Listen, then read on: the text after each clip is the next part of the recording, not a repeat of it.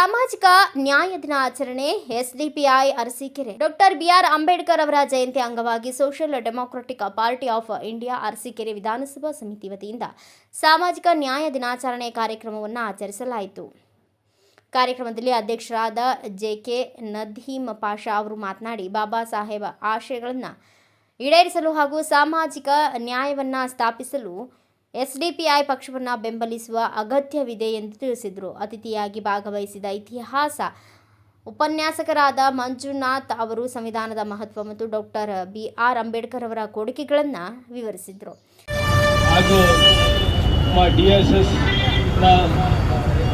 DSS ಸಂಚಾಲಕರು ಹಾಗೂ ಇತಿಹಾಸ ಉಪನ್ಯಾಸಕರಾದ ಮಂಜುನಾಥ್ ಸರ್ ಅವರಿಗೆ ಎಸ್ಡಿಪಿಐ ಪರವಾಗಿ ತುಂಬ ಹೃದಯದಿಂದ ಆಹ್ವಾನಿಸ್ತಾ ಇದ್ದೇನೆ. ಹಾಗೂ ಈ ಮುಂದಿನ ಕಾರ್ಯಕ್ರಮವನ್ನು ಉದ್ದೇಶಿಸಿ ಮಾತನಾಡೋಕ್ಕೆ ನಾನು ಮಂಜುನಾಥ್ ಸರ್ಗೆ ಆಹ್ವಾನಿಸ್ತಾ ಇದ್ದೇನೆ. ಜೈ ಭೀಮ್. ಆತ್ಮೀಯ ಬಂಧುಗಳೇ, ತಮ್ಮೆಲ್ಲರಿಗೂ ಸಂವಿಧಾನ ಶಿಲ್ಪಿ Baba Saheb doctor B R Ambedkar ಅವರ 135ನೇ ಜನ್ಮ ದಿನಾಚರಣೆಯ ಶುಭಾಶಯಗಳು.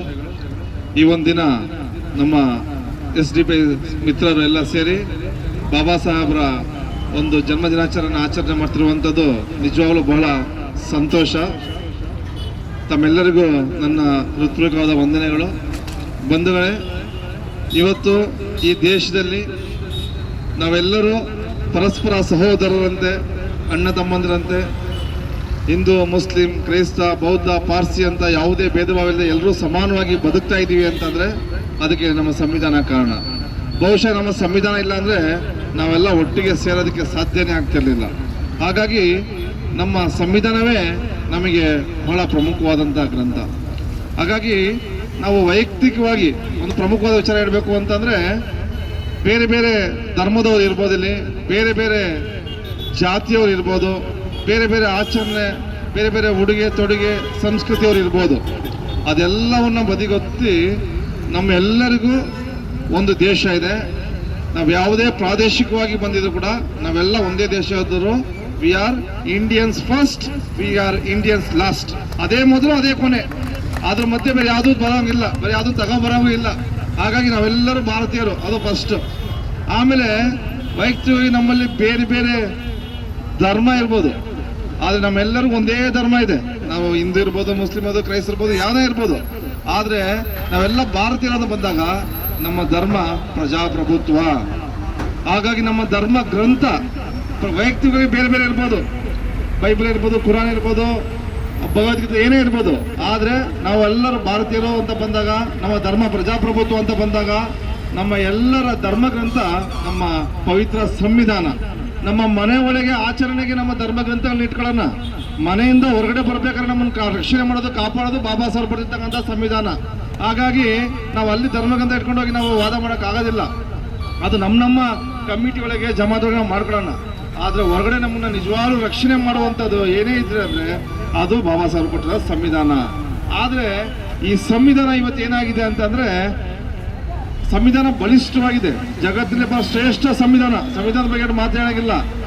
ಅದು ನಮ್ಮ ಈ ಒಂದು ಸಾಮರಸ್ಯವನ್ನ ಒಂದು ಮಾಡ್ತಾ ಇರೋದನ್ನ ನಮ್ಮ ವಿರೋಧಿಗಳು ಯಾರು ನಮ್ಮನ್ನ ಸದಾ ವಿರೋಧಿಸ್ತಾ ಇದ್ದಾರೆ, ಈ ರಾಷ್ಟ್ರದಲ್ಲಿ ಕೋಮು ಗಲಭೆಯನ್ನು ಎಬ್ಬಿಸ್ಕೊಂಡು ಜಾತ್ಯಾತೀತತೆಯನ್ನು ಮಾಡಿಕೊಂಡು ಈ ದೇಶವನ್ನು ಹೊಡೆದು ಅದ್ರ ಮುಖಾಂತರ ರಾಜಕೀಯ ಫಲ ಅನುಭವಿಸ್ಬೇಕು ಅಂತ ಯಾರು ಕಾಯ್ತಾ ಇದ್ದಾರೆ, ಅವ್ರಿಗೆ ಈ ಸಂವಿಧಾನ ಇರೋದು ಕೂಡ ಹೊಟ್ಟೆವರಿಯಾಗಿದೆ.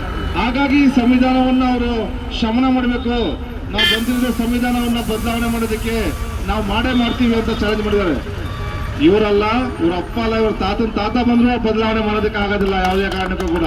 ಯಾಕೆಂದ್ರೆ ಸಂವಿಧಾನವನ್ನ ನಾವು ಹಿಂದೂ, ಮುಸ್ಲಿಂ, ಕ್ರೈಸ್ತ, ಬೌದ್ಧ, ಪಾರ್ಸಿ ಅಂತ ಭೇದ ಭಾವ ಇದ್ರೆ ನಾವೆಲ್ಲರೂ ರಕ್ಷಣೆ ಮಾಡ್ತಿದ್ದೀವಿ. ಸಂವಿಧಾನವನ್ನ ನಾವು ರಕ್ಷಣೆ ಮಾಡಿದ್ರೆ ಸಂವಿಧಾನ ನಮ್ಮನ್ನು ರಕ್ಷಣೆ ಮಾಡುತ್ತೆ. ಹಾಗಾಗಿ ನಾವೆಲ್ಲ ಸೇರ್ಕೊಂಡು ಸಂವಿಧಾನವನ್ನು ರಕ್ಷಣೆ ಮಾಡಬೇಕಾಗುತ್ತೆ ಬಂಧುಗಳೇ.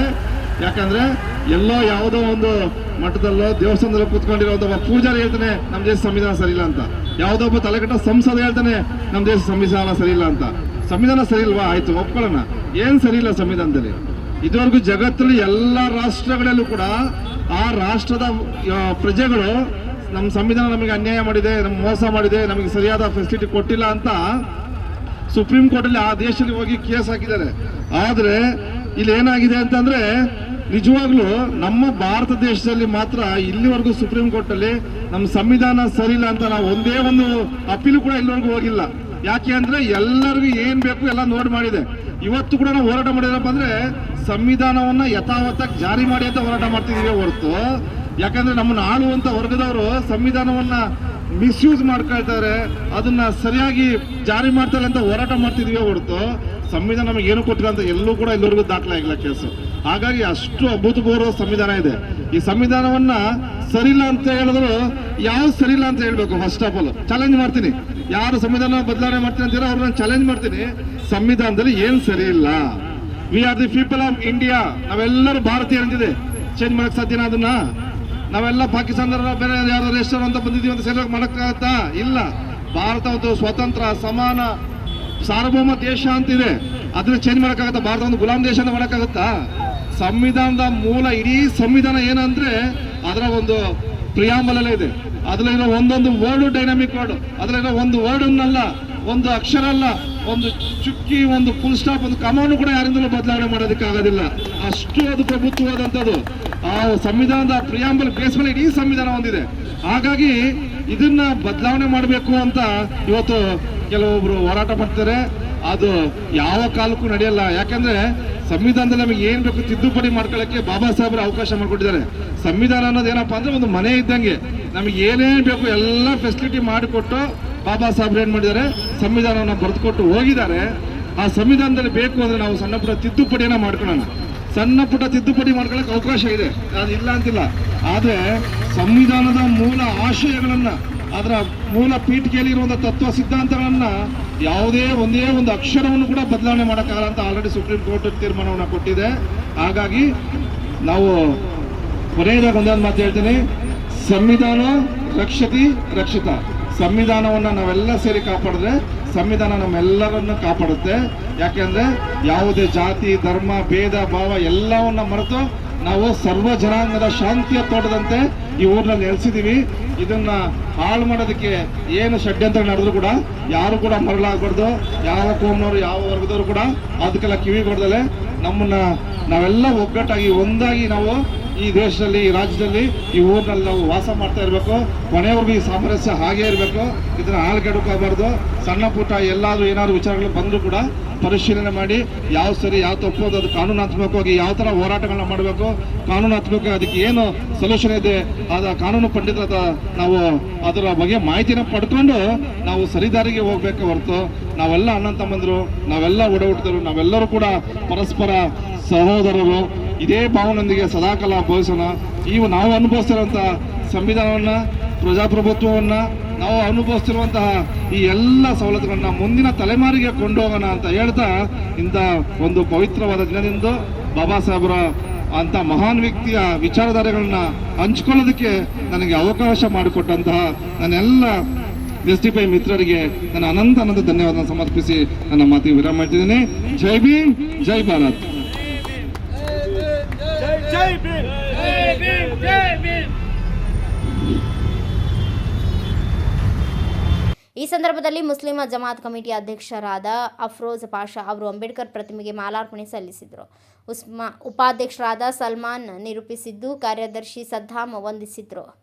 ಇಮ್ರಾನ್, ವಸೀಂ, ಮುಬಾರಕ್, ಫಜ್ಲು ಸೇರಿದಂತೆ ಹಲವರು ಉಪಸ್ಥಿತರಿದ್ದರು. Bureau report Raju, Bharat Vaibhav news, Arsikere. Thanks for watching. Read, discuss and debate with editor Dr. Yan Prashant Rao. Wanted reporters in print, digital and visual media for Bharat Vaibhav Daily Newspaper, BV News 5 Channel and BV Fast Web News from all the talukas of Karnataka, Goa and Maharashtra. If interested, send your resume to 9019229369.